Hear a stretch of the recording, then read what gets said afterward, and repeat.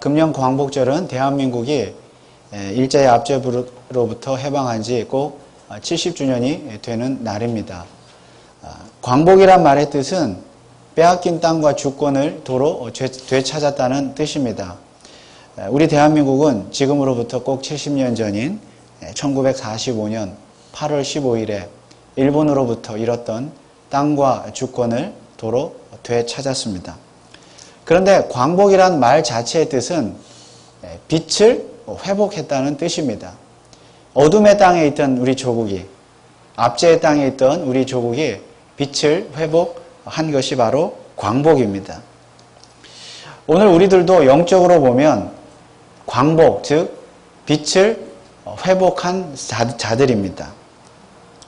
전에는 죄악의 어둠 가운데 거했지만은 이제는 빛의 자녀들이 되었습니다. 빛으로 이 세상에 오신 예수 그리스도를 통하여 우리가 빛의 자녀들이 되었고 이제 빛 가운데 거하게 되었습니다. 죄로부터, 어둠의 죄로부터, 죄악의 어둠으로부터 구속함을 받아서 빛 가운데 거하게 되었으니 그것이야말로 영적인 광복입니다. 이것이 오늘 우리 성도들의 현 주소입니다. 그러나 우리는 우리의 과거의 상태를 결코 잊어서는 안 될 것입니다. 왜냐하면 우리나라가 일본으로부터 광복을 이루었다 할지라도 그 70년 전에 그 역사, 우리나라의 역사, 일제의 압제의 역사를 결코 잊을 수는 없는, 또 잊어서는 안 되는 것과 마찬가지이기 때문입니다. 사도 바울은 에베소서 1장에서 삼위 하나님의 구속의 역사를 소개하였습니다. 삼위 하나님의 구속의 역사를 통하여 우리 죄인들이 구속함을 받고 하나님의 자녀가 되었다고 했습니다. 이것이야말로 또한 우리 인생들이 이 땅 위에서 누릴 수 있는 가장 신령한 복이라고 했습니다. 그리고 이러한 신령한 복을 받은 사람들은 이 땅에서 마땅히 하나님을 기쁘시게 하고 하나님의 영광을 드러내며 돌리며 살아야 한다고 했습니다. 우리가 이러한 신령한 복을 받은 자들입니다. 우리는 이 땅 위에서 마땅히 하나님께 영광을 돌리며 살아야 합니다. 그런데 여기까지는 참 좋은데 2장에 에베소서 2장에 들어와서는 사도 바울이 약간 어두운 그런 말을 하고 있습니다. 2장 1절은 이렇게 시작하고 있습니다.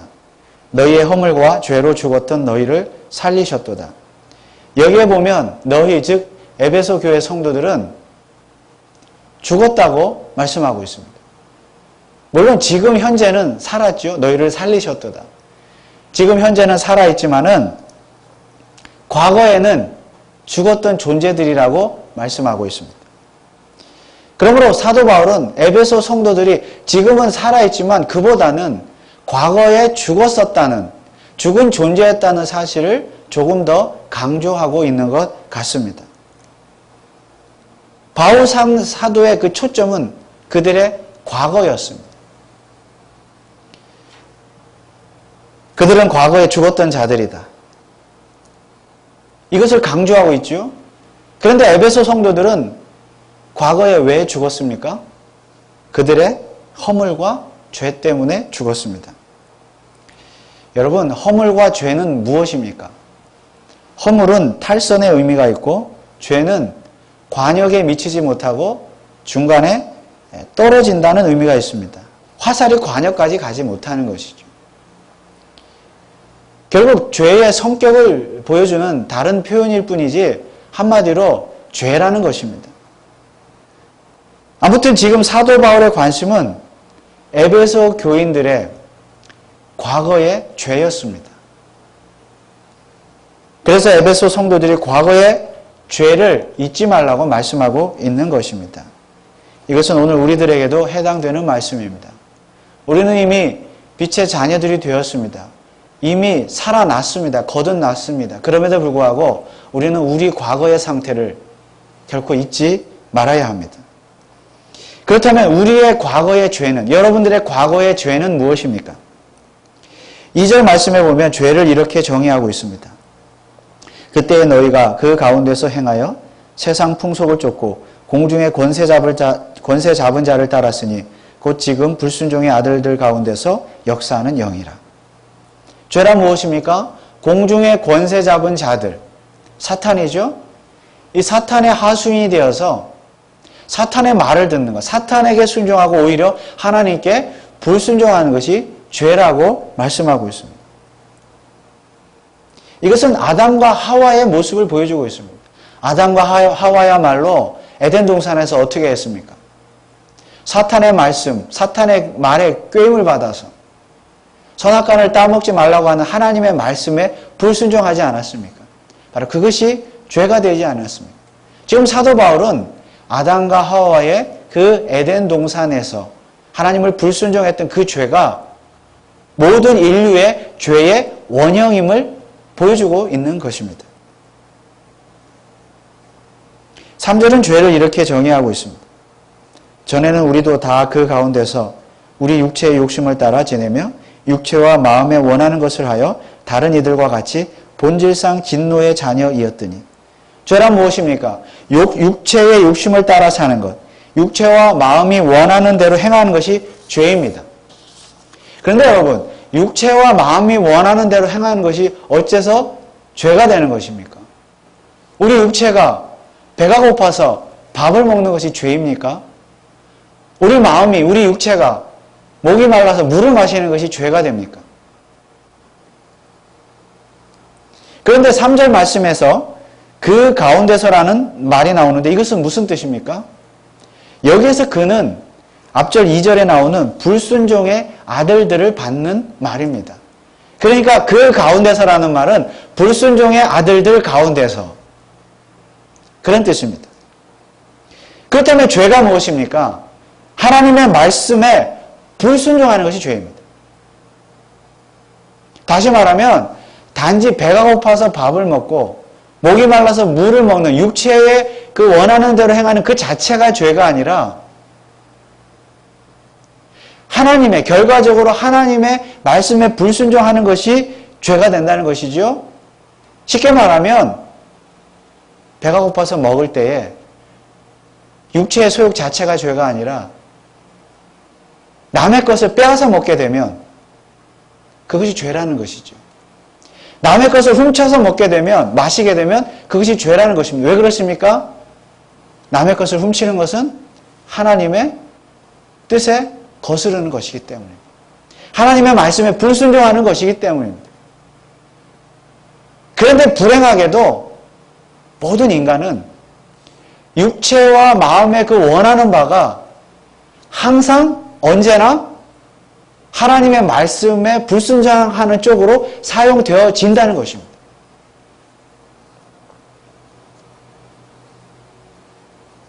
선악과를 먹는 것 자체가 죄입니까? 선악과는 하나의 과일일 뿐입니다. 그 자체를 먹는 것이 죄인가요? 먹고 싶으면 먹을 수 있죠. 그러나 정령 따먹지 말라. 따먹는 날에는 정령 죽으리라고 하는 하나님의 말씀에 불순종했기 때문에 죄가 되는 것이죠. 결국 인간의 육체의 마음, 육체와 마음의 소욕을 따라 행했기 때문에 죄가 되는 것입니다. 그러므로 단지 정상적인 육체와 마음이 원하는 대로 행하는 것이 죄가 아니라 하나님의 말씀에 불순종하는 쪽으로 육체와 마음을 사용하는 것이 죄입니다. 그리고 모든 사람들은 항상 그렇게 사용합니다. 왜냐하면 모든 인간은 아담과 하와의 후손이기 때문입니다. 그래서 모든 인간은 항상 사탄의 말에 순종하고 하나님 말씀에 불순종하며 살기를 기뻐합니다. 여러분, 정말로 사탄이 존재합니까? 최근에 사탄의 성전이라고 하는 사탄 숭배자들의 모임이 있는데 그 모임의 대변인이 이런 말을 했습니다. 미국 사람들입니다. 이런 말을 했습니다. 우리들은 사탄과 한 패거리가 아니다. 성경에서 말하는 사탄은 존재하지 않는다. 우리에게 있어서 사탄 숭배는 개인의 자유와 지식을 찬양하는 것이며 어떠한 종류의 초월적이고 미신적인 믿음에 대한 것이 아니다. 사탄 숭배자라고 스스로 말하면서 사탄은 존재하지 않는데요. 그러면서 사탄을 숭배해요. 우리 개인의 자유와 지식을 찬양하는 것이 사탄을 숭배하는 것이다. 여러분, 이런 생각 자체가 벌써 사탄의 하수인이 되어 있다는 증거입니다. 그러면서 그들은 결국 뭐예요? 하나님 말씀에 불순종합니다. 하나님을 거역하고 대적하고 믿지 않습니다. 2절 말씀에 보면 공중의 권세 잡은 자, 즉 사탄은 지금 불순종의 아들들 가운데 역사하는 영이다 그랬습니다. 언제요? 지금. 사탄은 에덴 동산에서부터 인류 역사로 과거부터 현재까지, 그리고 현재도 미래에도 예수님 다시 오실 때까지 활동하는 실체라는 사실입니다. 인격적인 존재입니다. 지금 역사하는 영이라. 그래서 사탄은 지금도 열심히 일을 하고 있습니다. 무슨 일을 할까요? 하나님의 말씀에 순종하지 않고 사람들이 자기 말에 순종하도록, 하나님을 대적하도록 사탄은 지금도 열심히 활동을 하고 있습니다. 사람들의 마음을, 육체와 마음을, 앞서 말씀드린 것처럼 육체와 마음을 어떻게 해요? 하나님의 말씀에 불순종하도록 조정하고 있는 거죠. 그런데 우리의 과거의 죄가 무엇입니까? 바로 그 사탄의 지시에 따라, 조정에 따라 우리의 마음과 육체가 사탄에 순종하면서 하나님께 불순종했다는 것입니다. 그것이 우리의 과거의 죄입니다. 그런데 이 불순종의 결과가 무엇입니까? 선악을 알게 하는 나무의 실과는 먹지 말라. 내가 먹는 날에는 정령 죽으리라. 로마서 6장 23절에는 죄의 삭은 사망이요. 그렇습니다. 하나님의 말씀에 불순종한 죄를 짓는 자는 그 죄의 결과는 무엇입니까? 죽음입니다. 사형입니다. 그러므로 우리는 이미 과거에 하나님께 대한 불순종의 죄로 뭐예요? 이미 사형 선고를 받고 죽었던 자들입니다. 혹 이렇게 질문할 수 있습니다. 아니, 내가 지금 이렇게 버젓이 살아있는데, 두 눈을 부릅뜨고 살아있는데 내가 과거에 죽었다는 것이 무슨 뜻입니까? 이렇게 질문할 수 있지요? 여기에서의 죽음은 영적인 죽음, 즉 하나님과의 단절을 의미합니다. 우리는 과거에 하나님을 알지 못한 정도가 아니라 하나님을 대적하던 원수였다는 말씀입니다. 그러면 도대체 과거에 언제 우리가 하나님과 원수가 되었습니까? 과거에 언제 우리가 하나님께 불순종하였습니까? 그리고 과거에 언제 우리가 죽었다는 말입니까? 고린도전서 15장 22절 말씀을 보실까요? 자, 아담 안에서 모든 사람이 죽은 것 같이 그리스도 안에서 모든 사람이 삶을 얻으리라. 과거 언제 죽었다고요? 아담 안에서. 그러니까 우리들은 이미 에덴 동산에서 아담이 선악과를 따먹고 하나님께 불순종한 죄를 지어서 정령 죽으리라. 아담이 에덴 동산에서 쫓겨나서 영적인 죽음, 하나님과의 단절을 경험할 때 그 영적으로 아담이 죽었을 때 이미 우리가, 저와 여러분들이 죽었다는 사실입니다. 이미 우리는 아담 안에서 하나님을 대적했고 하나님께 불순종했습니다. 그러므로 우리가 이 세상에 태어날 때는 비록 육체적으로 태어날 때는 생명을 얻고서 부여받고 태어났지만은 영적으로는 죽은 상태로 태어난 것입니다. 물론 저와 여러분들은 오늘 죽었지만 다시 살아난 존재들입니다. 너희의 허물과 죄로 죽었던 너희를 살리셨도다. 지난주일에 살펴본 대로 우리 성도들은 이미 중생, 거듭남, 즉 영적인 부활을 경험한 자들입니다. 그것이 세례의 의미라고 했죠. 우리는 예수 그리스도와 한 몸이 되었기 때문에 예수 그리스도께서 십자가에서 죽으시고 부활하실 때에 이미 우리는 영적으로 부활, 즉 거듭남을 경험한 사람들입니다. 영적으로 부활했습니다. 다만 육체의 부활은 미래의 일로 남아있을 뿐입니다. 그러면 오늘 1절에서 말씀하는 너희 허물과 죄로 죽었던 너희를 다시 살리셨도다 했을 때 여기에 살리셨더라라고 하는 말씀은 바로 우리가 예수 그리스도를 믿어 영적으로 중생하고 거듭나고 영적으로 부활했다라는 말씀인 줄 믿으시기 바랍니다. 이것이 오늘 우리 성도들의 현재 상태입니다. 이처럼 영적으로 부활한 성도를 사도 바울은 빛의 자녀라고 불렀습니다. 에베소서 5장 8절에 보면 너희가 전에는 어두움이더니 이제는 주 안에서 빛이라 빛의 자녀들처럼 행하라. 빛의 자녀들처럼 행하라. 이것이야말로 무엇입니까? 광복 아닙니까? 광복. 빛을 회복하지 않았습니까? 과거의 어둠 가운데 죄 가운데 죽었지만은 빛 대신 예수 그리스도로 말미암아 오늘 저와 여러분들이 빛의 자녀들이 되었다는 사실을 확실히 믿으시기 바랍니다. 왜요? 영적인 부활을 경험했기 때문에. 그래서 사도 바울은 이제는 빛의 자녀들처럼 행하라고 했습니다. 그래서 우리 영적으로 거듭난 저와 여러분들은 우리 마땅히 오늘 우리 인생 가운데 빛의 자녀들처럼 행해야 합니다. 그러나 그 전에 기억해야 할 것이 있습니다. 바로 우리의 과거의 상태입니다. 현재 빛의 자녀들처럼 행하기 위해서는 과거의 상태를 먼저 알아야 합니다. 그래서 사도 바울이 빛의 자녀들처럼 행하라는 말씀은 5장에서 하고 있지만은 그 전에 2장에서 뭘 먼저 말씀하고 있어요? 너희는 과거에 죽었다. 너희는 과거에 죽었었다.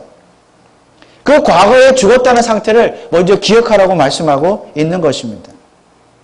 우리는 과거에 우리의 허물과 죄로 인하여 이미 영적으로 죽었던 자들이었음을 결코 잊지 말아야 합니다.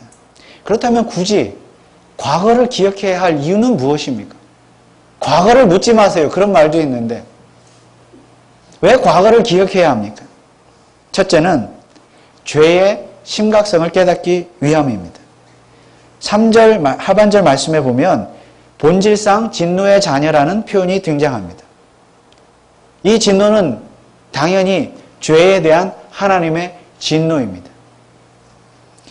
하나님께서 죄를 미워하십니다. 얼마나 미워하십니까?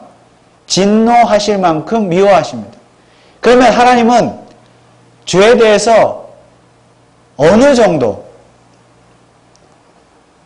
진노하십니까? 바로 죄인을 죽일 만큼 하나님은 죄에 대해서 진노하십니다.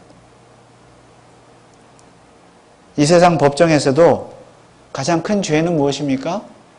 사형에 처하는 것이 사형죄가 가장 큰 죄입니다. 사형에 처해질 만큼 가장 큰 죄는 없습니다.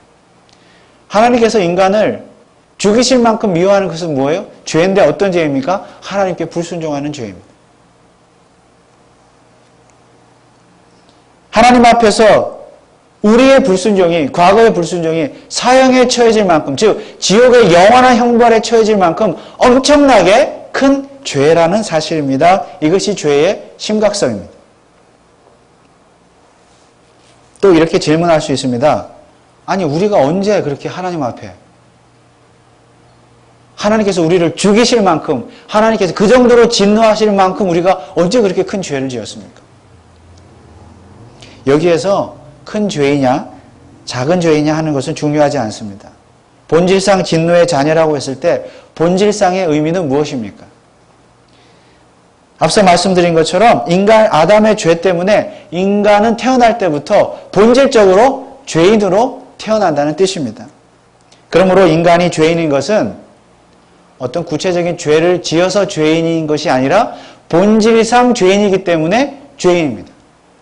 그리고 우리가 죄를 짓는 것도 본질상 죄인이기 때문에 크고 작은 죄를 짓는 것입니다. 그러므로 내가 과거에 어떤 큰 죄를 지었느냐 안 지었느냐 하는 것은 전혀 중요하지 않습니다. 어떤 악을 행하는 행동 이전에 우리는 이미 본질상 죄인이었습니다. 그리고 본질상 죄인이기 때문에 우리는 우리의 죄값으로 이미 죽었던 자들이었습니다. 어떤 악을 행하기 때문에 죽은 것이 아니라 본질상 진노의 자녀였기 때문에 죽었다는 말씀입니다. 이것이 우리의 과거의 상태였으며 우리는 이 과거의 상태를 기억해야 합니다. 물론 우리에게는 이미 과거의 상태이지만은 아직도 예수를 믿지 않는 자들, 세상의 불신자들은 이 상태가 어떤 상태입니까? 현재의 상태입니다. 세상의 불신자들은 그들이 현재 이미 하나님의 진노를 받아 본질상 영적으로 죽은 하나님의 진노의 자녀들임을 모르고 살아갑니다. 그런데 우리도 과거에는 이 사실을 몰랐습니다. 내가 기가 막힌 죄인이었다는 사실을 몰랐습니다. 무지했습니다. 그래서 어둠 가운데 거했습니다. 그러나 이제는 그 사실을 깨달았습니다. 내가 빛 가운데 거하게 되었기 때문입니다. 그럼에도 불구하고 우리는 우리의 과거의 죄의 심각성을 기억해야 합니다. 왜냐하면 그만큼 하나님의 진노가 무섭다는 사실을 알아야 하기 때문입니다.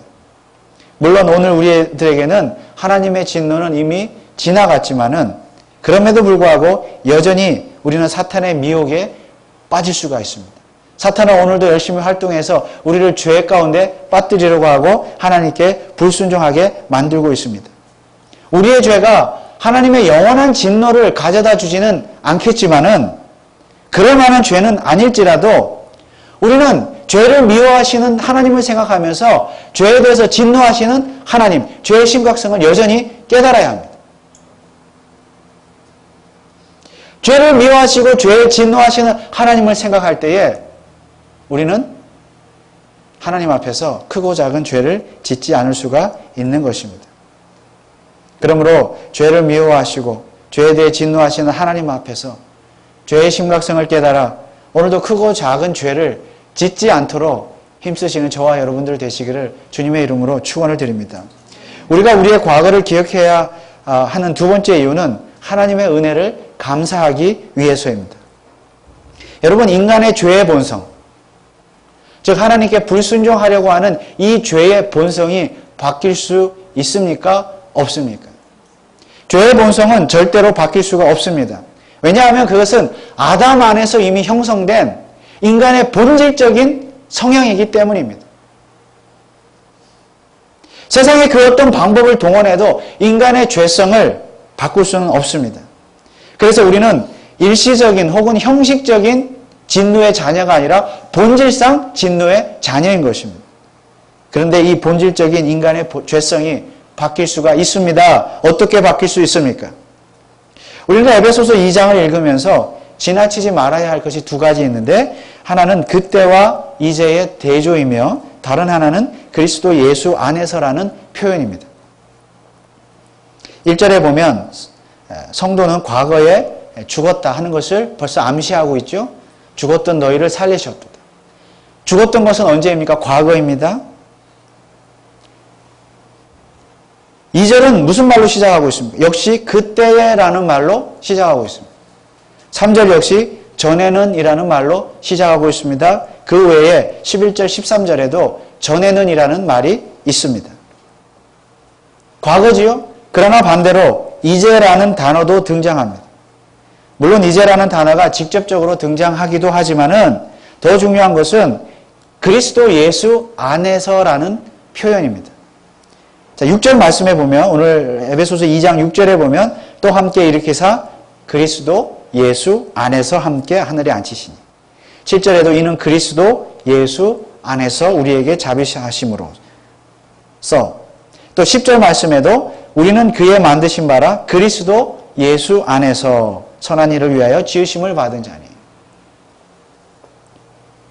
그리스도 예수 안에, 성도가 그리스도 예수 안에 있다는 말씀은 무슨 말씀입니까? 현재의 상태를 말씀하는 것이죠. 현재 우리는 그리스도 예수 안에 있는 자들이다. 그러나 바울 사도가 현재의 상태를 말하면서 굳이 과거의 상태를 언급하면서 현재와 과거를 비교하는 이유가 무엇입니까? 우리의 중생, 우리의 거듭남, 우리의 영적인 부활이 과거에서 현재로의 변화인데 본질상의 변화라는 것을 말씀하기 위해서입니다. 본질상의 변화. 이것이 바로 부활의 능력입니다. 다시 말하면 이 세상에서 어떤 방법으로도 바꿀 수 없는 인간의 죄의 본성을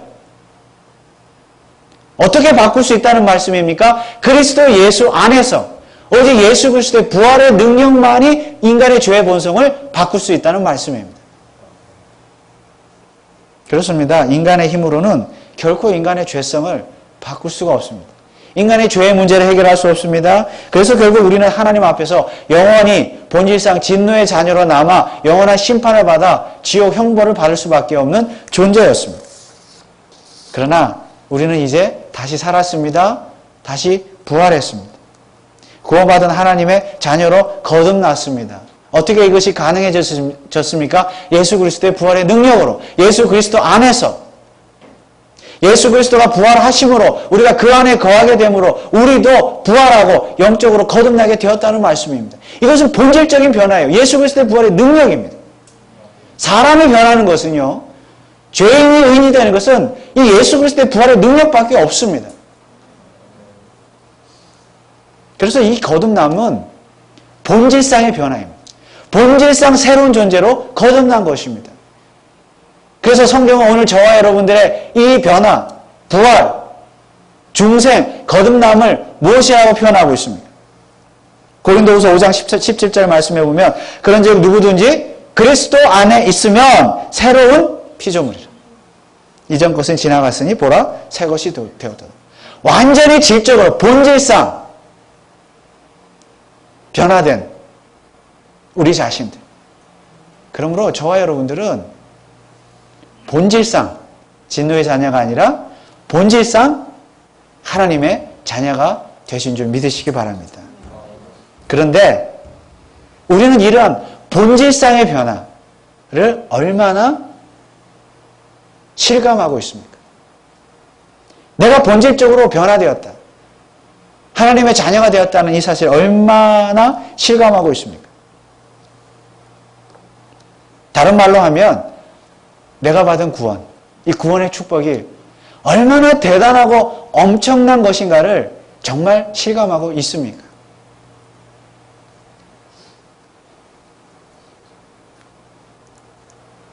우리가 어떻게 그 구원의 축복 실감할 수 있습니까? 과거의 상태를 기억할 때 실감할 수 있습니다. 내가 과거에 내 상태가 어땠는가? 죄와 허물로 말미암아 영적으로 죽었던 그 비참한 상태를 깨달아야, 정말 직시해야, 깨달아야 오늘 내게 임한 이 구원의 축복이 얼마나 크고 대단한가를 실감할 수 있다는 말씀입니다.